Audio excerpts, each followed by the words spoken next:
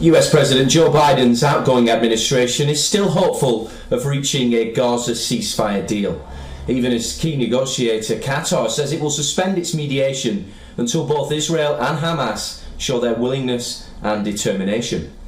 The US State Department said Washington's continuing to pursue a number of initiatives to secure the release of hostages, and it has not given up hope.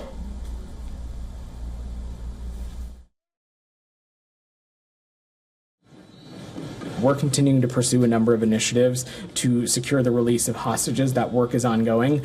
We have not given up hope, and it's critical to us to get a deal done as soon as possible, especially so that we can bring the remaining hostages home to their families. In other developments, the United States said it has not made an assessment that Israel is in violation of US law, after Israel made some changes to address demands laid out in a letter from Washington last month to improve the humanitarian crisis in Gaza. The State Department, however, said that Washington would like to see more changes happen. Meanwhile, a top UN official condemned Israel's daily bombardment in Gaza, describing its acts reminiscent of the gravest international crimes. Speaking to the Security Council, the interim chief of the UN humanitarian agency said civilians are being driven from their homes and forced to witness their family members killed, burned and buried alive in Gaza. Essential commercial goods and services, including electricity, have been all but cut off. This has led to increasing hunger, starvation, and now, as we have heard, potentially famine. We are witnessing acts reminiscent of the gravest international crimes. 2 people were killed in northern Israel's Nahariya town after a building was hit during a rocket strike. Ambulances arrived at the scene where a building was set on fire after the rocket attack. The Israeli army said a barrage of 10 rockets fired from Lebanon was partially intercepted and impact was felt at several locations. On the other hand, an Israeli strike targeting a town in the south of Beirut's Choifrizon killed at least 12 people. Lebanon's health ministry said the raid hit a building that housed people displaced in the Israel-Hezbollah war.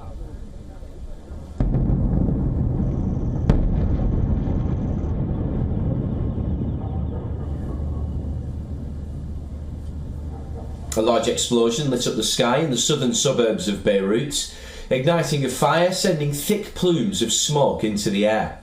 Over 3,000 people have been killed in Israeli strikes on Lebanon over the last year.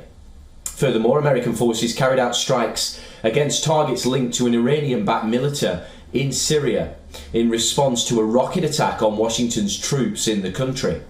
According to CENTCOM, the strikes targeted the group's weapons storage and logistics headquarters facility in response to a rocket attack on US personnel. Meanwhile, Yemen's Houthi fighters claim that it targeted the US aircraft carrier Abraham Lincoln and 2 US destroyers in the Arabian Sea. The group's military spokesman said that the rebels successfully bombarded the aircraft carrier with a number of cruise missiles, while the Pentagon confirmed at least 8 drones, 5 anti-ship ballistic missiles and 3 anti-ship cruise missiles were aimed at the USS Stockdale and the USS Spruance on Monday. It further added that the vessels shot down the projectiles and were not damaged and no personnel were hurt. However, Pentagon Press Secretary clarified that he was not aware of any attacks on the Abraham Lincoln vessel.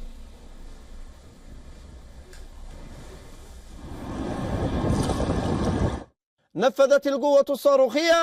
Yemeni Armed Forces, Missile Force and drone units carried out 2 significant military operations. The first operation targeted the American aircraft carrier Abraham, located in the Arabian Sea, using several cruise missiles and drones.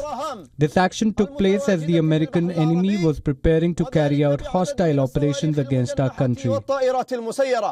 November 11th, U.S. Central Command forces successfully repelled multiple Iranian-backed Houthi attacks during a transit of the Bab al-Mandeb Strait.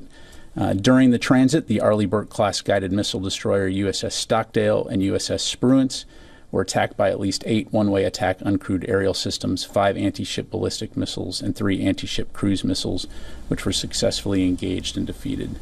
Our correspondent Jody Cohen elaborates on the Biden administration's claim that Israel's not found in violation of law on Gazan aid. So the Biden administration had conditioned military aid for Israel on humanitarian aid for Gaza. And Israel's Strategic Affairs Minister Ron Dermer met with Secretary of State Blinken and updated him on steps Israel has taken to increase aid.